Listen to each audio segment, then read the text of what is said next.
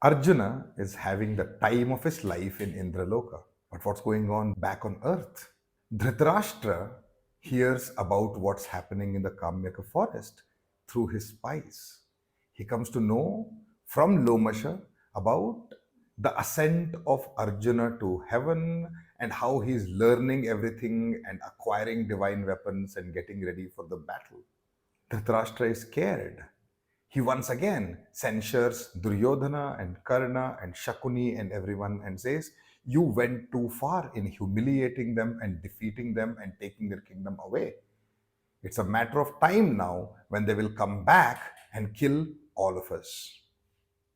In the Kamyaka forest itself, the Pandavas and the wife Draupadi are finding it increasingly difficult to live without Arjuna. You see, Arjuna was the life of the party, so to speak. He brought so much joy and camaraderie for all of them that his absence has made them live almost morose and independent lives. On one such sad day, Yudhishthira is lamenting to Bhima. His regret and his grief over what he has done has been a constant topic of discussion, but today the dam seems to have broken. Yudhishthira is weeping about what he has done. He's asking everyone's excuse. He's so apologetic that he says, "I have destroyed all your lives. I have made you, who had experienced the greatness of living as kings and princes and queen, I've brought you down to the levels of beggars and vagabonds. Is there anyone else who is as unfortunate as I am? Woe is me, so to speak." And as he is completing this story, a sage named Brihadashva comes to the Kamyaka forest. He has heard what Yudhishthira has told, and he says, "You are not alone in a similar misery. I know of someone who has suffered even worse fate than you have, O Yudhishthira. And if you have the time, I will tell you that story." Now, time is something that the Pandavas have in excess. So everybody sits down for a long, long story known as Nala Damayanti Upakhyana. That's a story for another day, is what I would have usually said, but I feel like I should tell this story today. So here it is, the Nala Damayanti story. Nala is a king. Damayanti is a princess. They live far away, but a song is sung about them by a swan which takes the message of Nala to Damayanti and back. And before they have ever seen each other, they have fallen in love with each other. Now, a swayamvara is organized by Damayanti's father, in which kings from all around are invited. Damayanti is sure that when Nala comes, based on the description that she has heard from the swan, she will be able to identify him and choose him as her husband. But Damayanti's beauty is of divine nature. Even the gods want to marry her.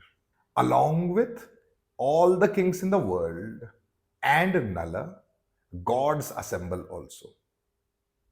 Before getting into too much details of this, Damayanti spots who Nala is and decides to marry him. It seems like Nala and Damayanti are going to lead a good life. They have children and they're settling into marital bliss, when one day their love and life is destroyed by Kali. Nala plays a game of dice and loses everything. Not only does he have to go into exile, he's transformed into an ugly dwarf and he is left to serve a king known as Rituparna.